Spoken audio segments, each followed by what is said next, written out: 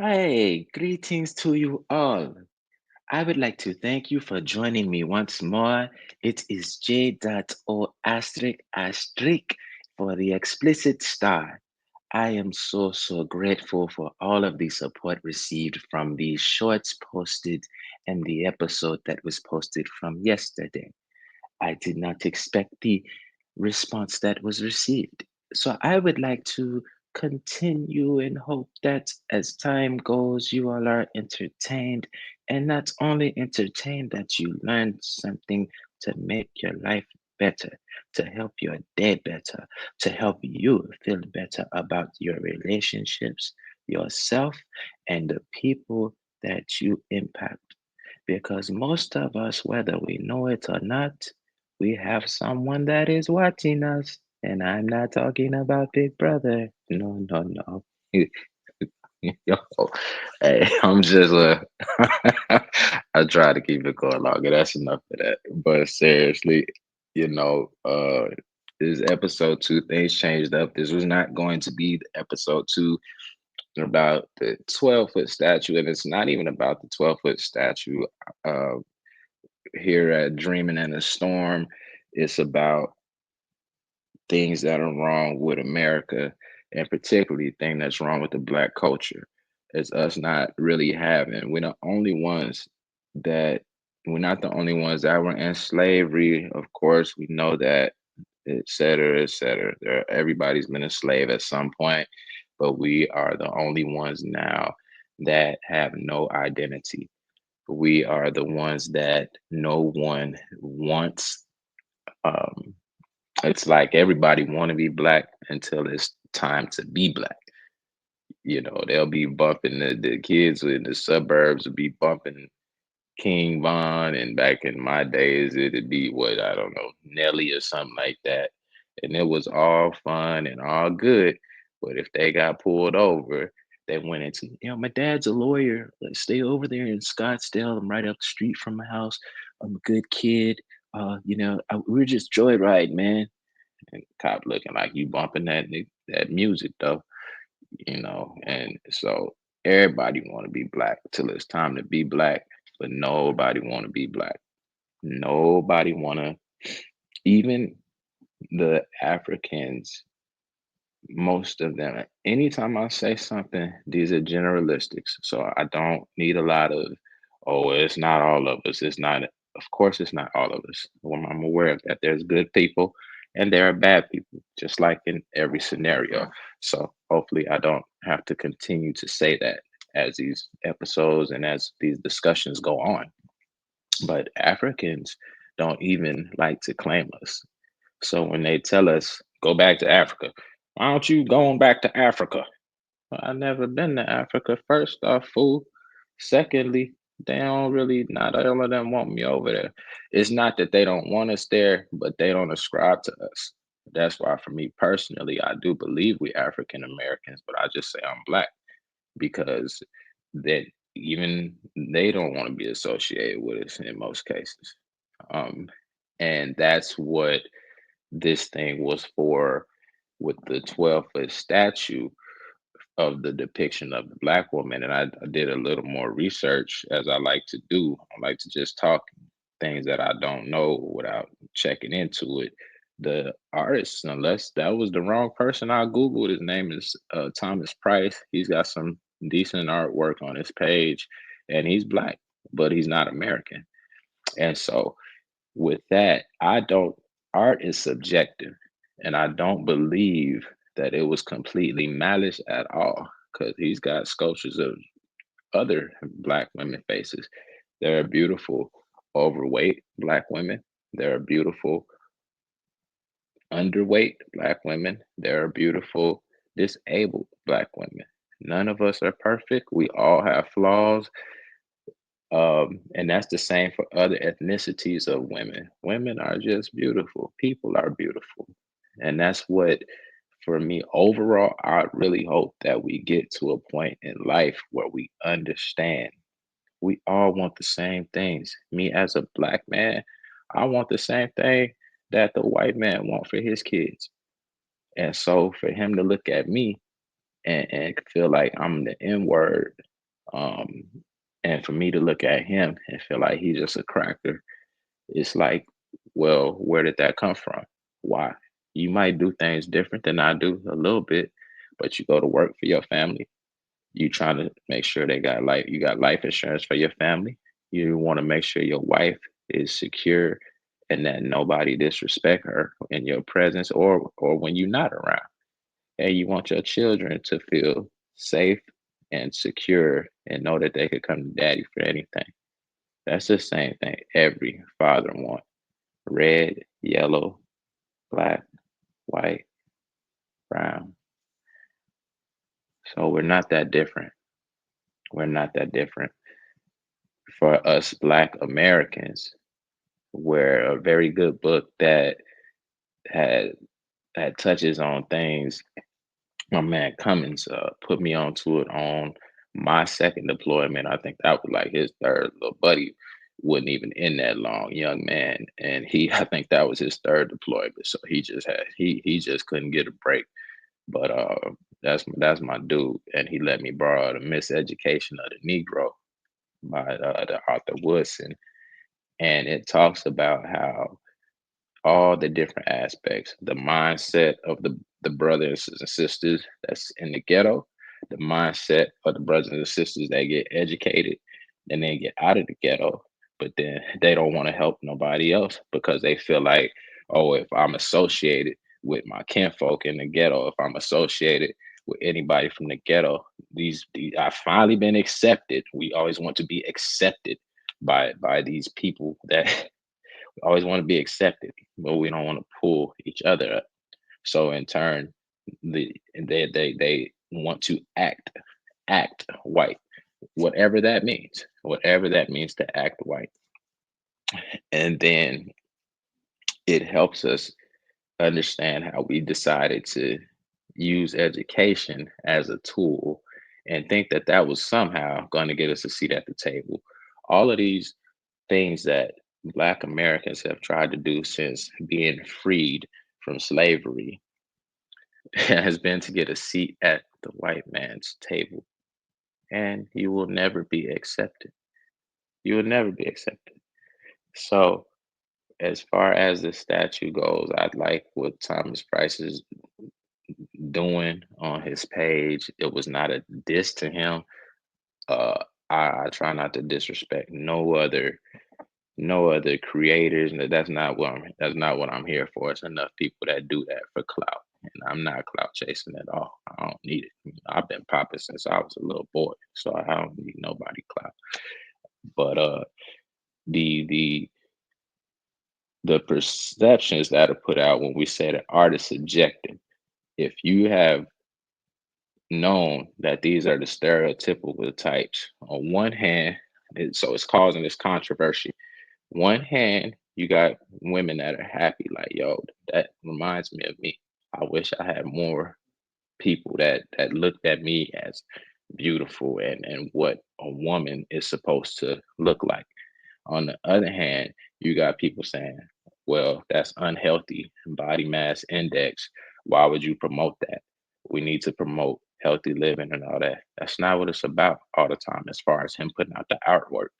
And then, of course, for white people, Indian people, Mexican people, Native American people, Hispanics, whoever, when they see it, they say they go Bonquisha. Shout out to SBC Nation. They go Bonquisha. That's what we knew used to seeing.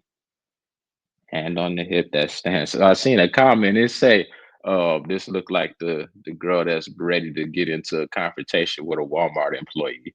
And even with that, that's not true. It's skinny girls with bonnets that be getting into confrontations at the Walmart and with the Walmart employees. And it's Karens that do it too. All of us are the same overall. Black people get a bad rap because we're a little more loud. I've seen white women go off on in high end stores. I've seen it. And so when I hear people say black women are loud, black women are obnoxious, black women are rude, like, so are white women and so are Asian women and so are Hispanic women. Women are emotional creatures. Black women are just the loudest. And because of the love yet fear and hate that people have for us, it comes across as more aggressive. So I wanted to say and know how much of how we are depicted as Black Americans is it our fault? We're not going to have time to go into the ins and the outs of the educated Negro to the less educated Negro, the rich Negro, the poor Negro, um, the Negroes in the ghetto, the Negroes in the suburbs, the athletic Negroes, the rapper Negroes, the Negroes that went to college, the Negroes that went and got a trade. Can't do all that in one episode, but we'll get to it. But excuse me. But what what can say is because of not wanting to elevate after being set free and placed into the ghettos, as it talks about in the miseducation of the Negro, many of us decided to settle and take the crumbs that were given from Master's table as if we were still living in Master's house. When you go and you look at these kids that are drilling, that are uh, gang banging, most of them are not expecting to live long, and they don't care if they live long because they don't have anything else to look forward to. And I believe that if we would have not allowed ourselves, and this is towards our women here, because women are always the backbone. That's what they are. That's what your natural role is, the backbone of the household.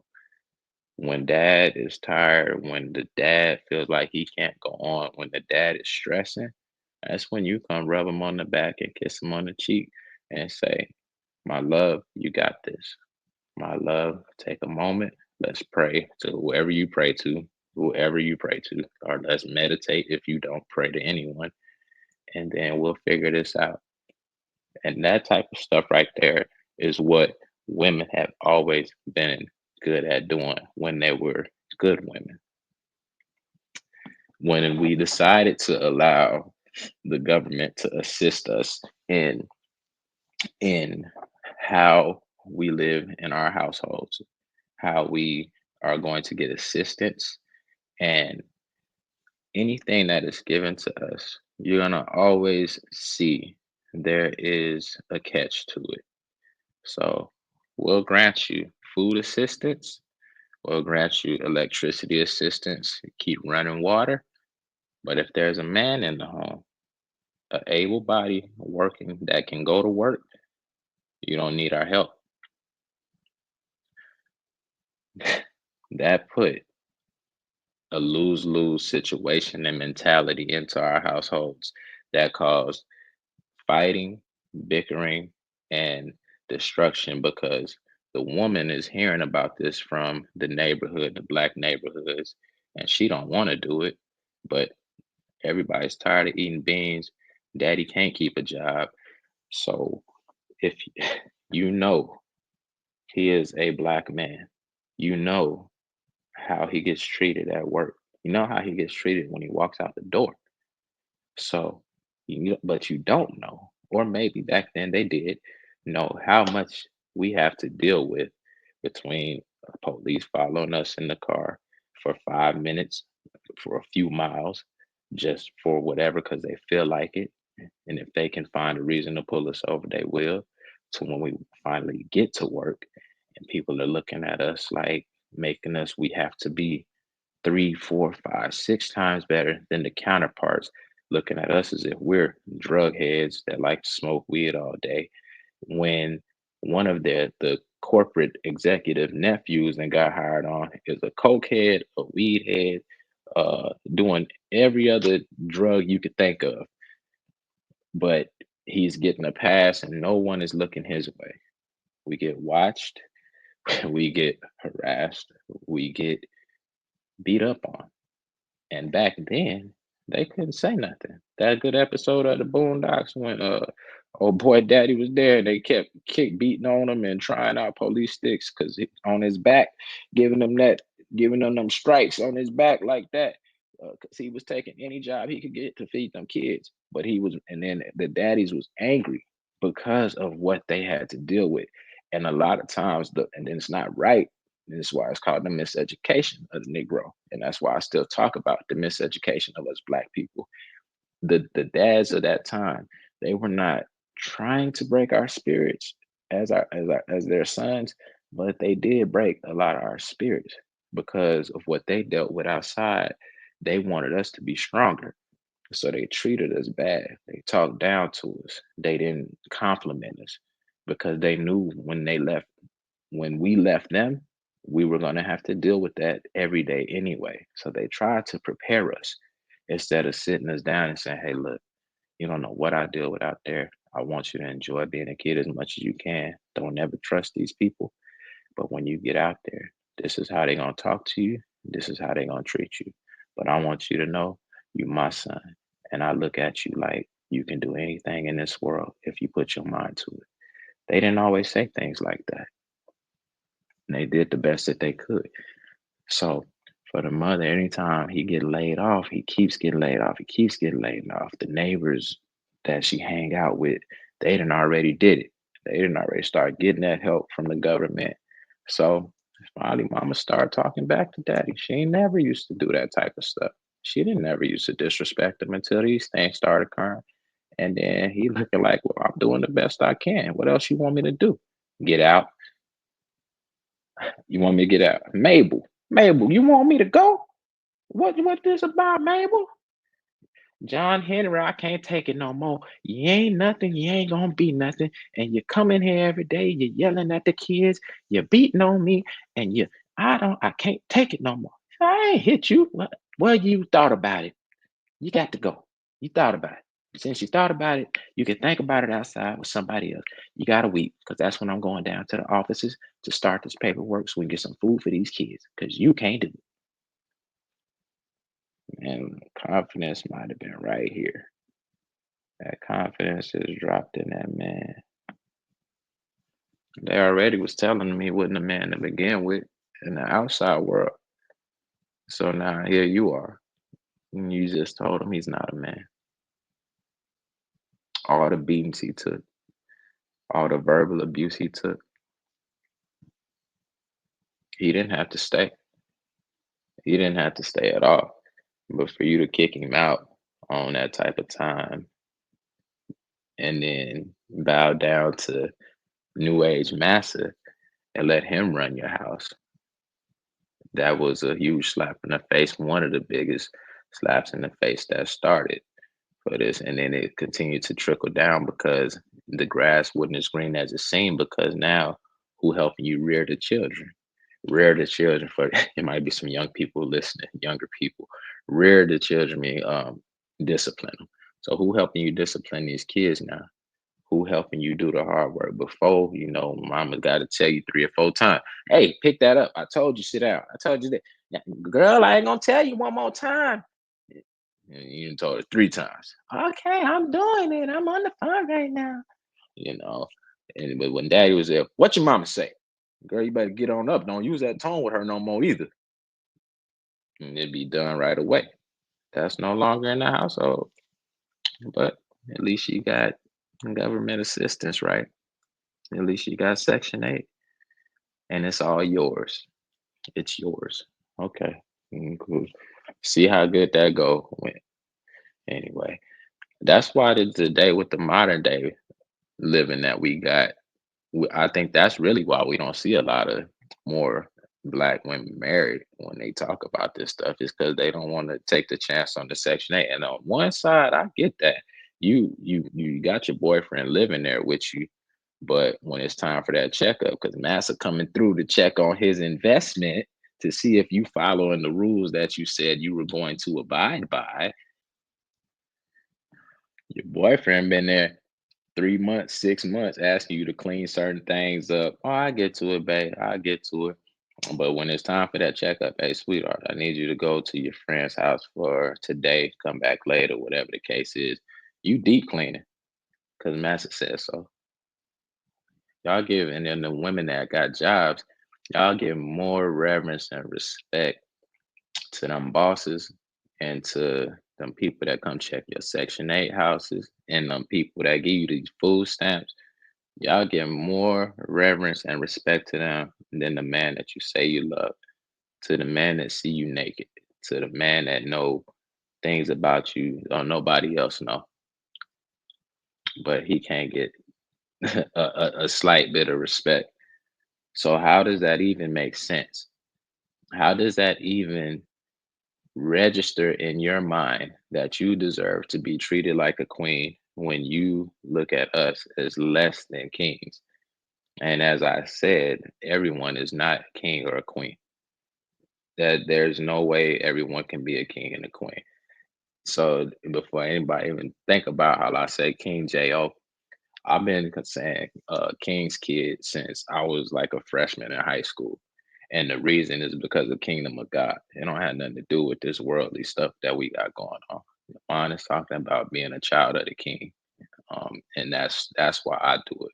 But at the same time, the things that I do, the way that I do move in the manner of a king. There were years that I moved like a pauper, definitely, and then I moved into my prince ways, got back to that, and I still think I'm in the prince phase right now, but I'm working on being a king. I'm moving into my king. There's a lot of y'all moving like still moving like poppers, and you are not kings and queens. Your children definitely ain't kings and queens. It's like baby's kids times seven, and it's because of what they see you do, a lack of what you do. Baby running around in a diaper, been full for 2 3 hours. Like, would you and that? And then I used to say, man, would you want to walk around dirty like that? And I thought about it. I said, you probably do. You probably don't even shower like that. So that I'm just bad habits that y'all putting into these children and then expect us to be looked at like kings and queens when we don't even move nothing like we don't move like we're a servant of a king. We don't move like we belong in a palace, most of us. But you want to be treated like a queen when you don't even treat your man like a man. But you will listen to master and you will listen to that boss. You don't understand that boss cannot fire you for giving him for disagreeing. You can disagree with him. I used to say when I was in a serious relationship, I've been out here at work today. I had to fight with these people. I had to fight outside of work. When I come home, I don't want to fight with you. But this the deal.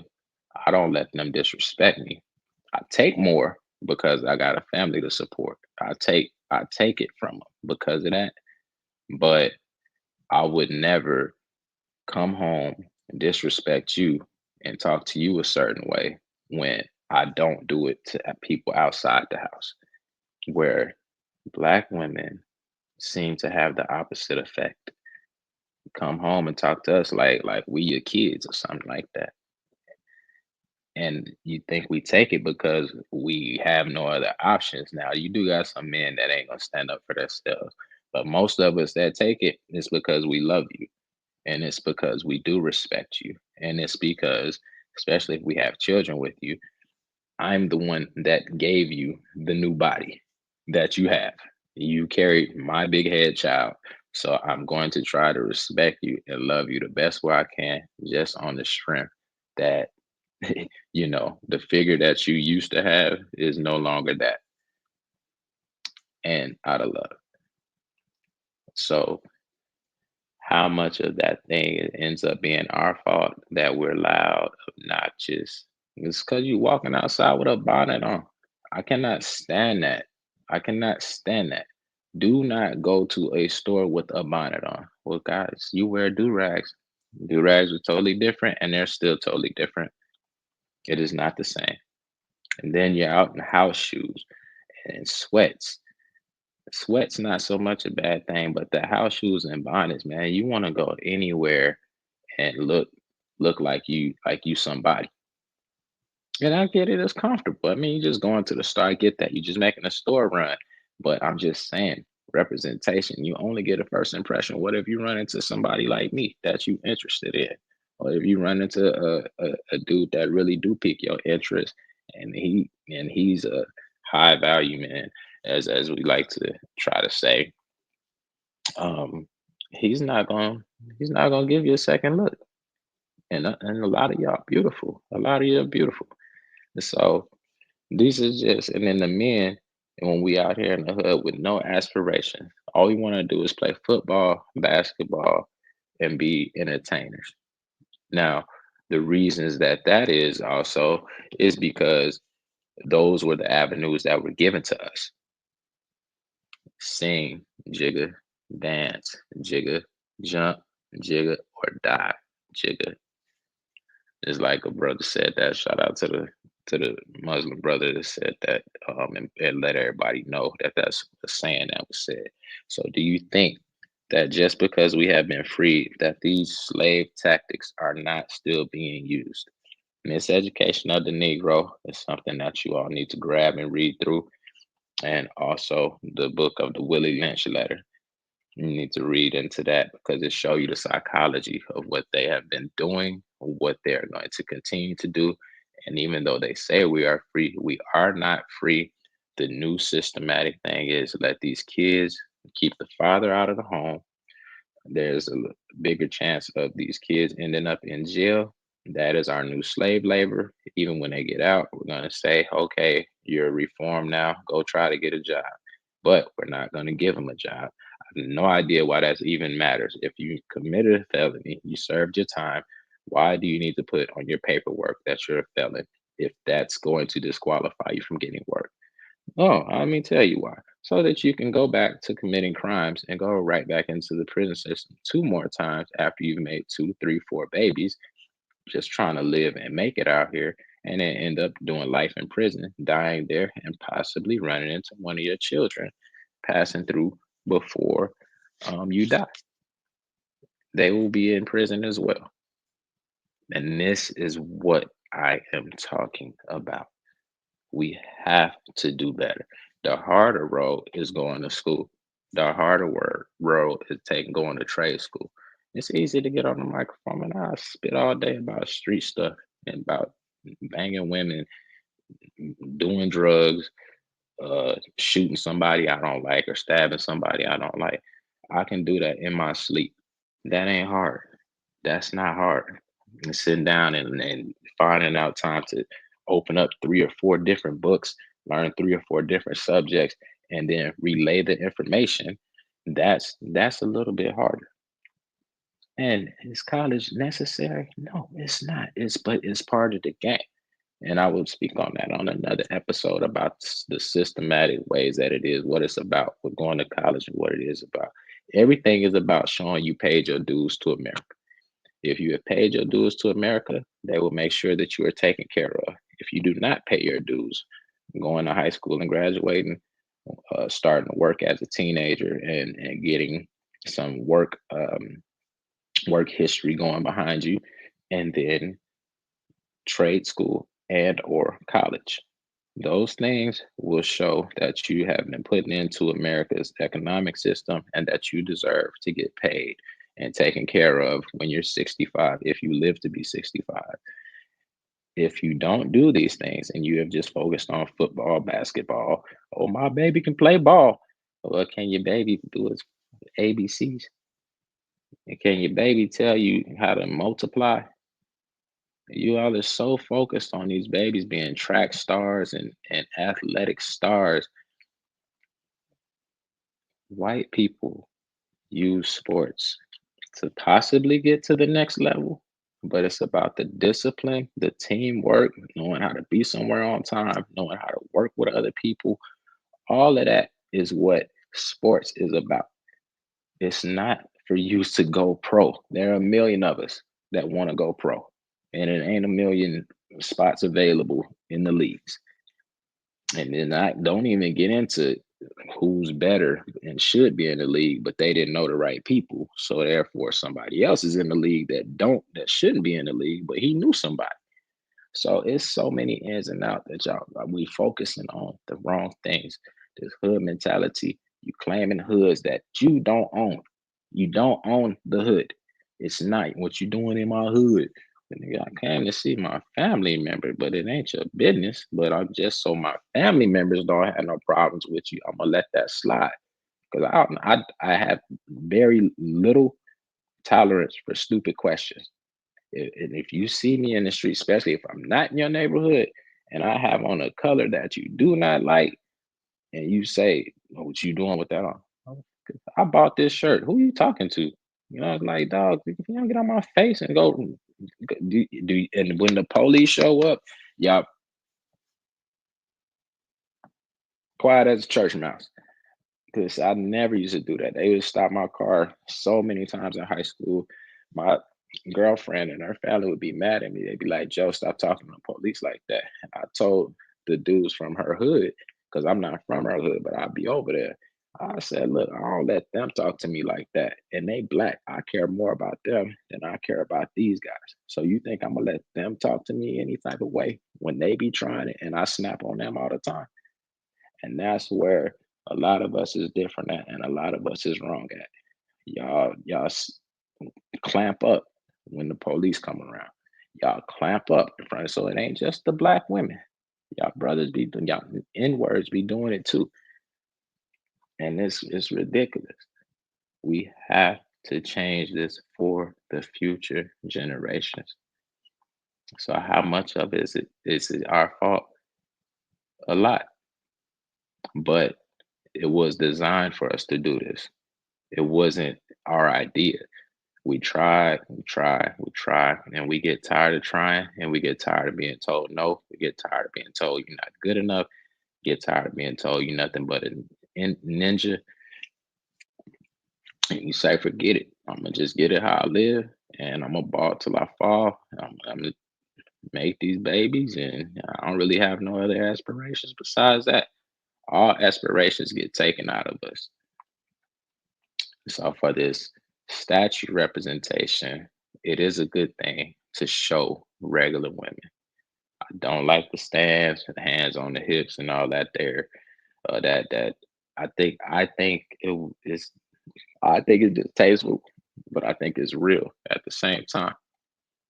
But the reason you should be outraged is because you can do better. Just like all of us can do better. Like I said, that man got other artwork. So why he chose that one to put up, knowing it's gonna cause controversy, this all this stuff be about is for these race wars, these baits, so that we could fight over um, things that really don't matter and be distracted for a little while. So the positive thing I would like to take from it is that it did bring to the forefront of how many of us feel. We feel like black women are angry, bossy, ungrateful, and take me as I am. But that's not valid if you can make a change. So all sizes are beautiful. And everybody's not going to be a size 3. There's some people going to be a size 16, and they can still be beautiful, and they can still be great women. But what really is going to get us over is that we just, as long as you're working on your health and take care of yourself, that's the main thing. Just take care of your health, eat right, do good, treat your body right, get your rest, exercise a little bit, even if it's just stretching.